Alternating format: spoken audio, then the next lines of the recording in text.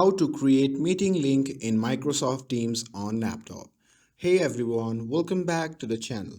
As you know, Microsoft Teams is a powerful tool for online communications used by businesses and schools too to organize meetings, classes, and collaborations.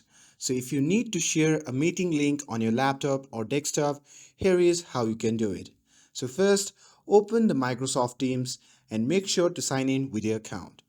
Now, from the left side menu, simply click on Calendar.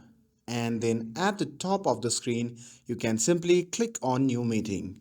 And a new window will appear where you can enter the meeting title, date, time, and invites.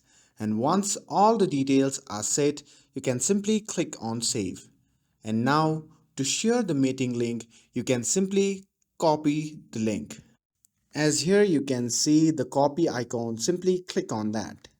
And now the link is copied to your clipboard. You can paste it into an email, chat, or any other messaging platform to share with others. And that's it. Now you can easily invite others to your Teams meeting. And with this, if you found this video helpful, then don't forget to like, share, and subscribe to get updated for more videos. Thanks for watching, and I'll see you in the next video.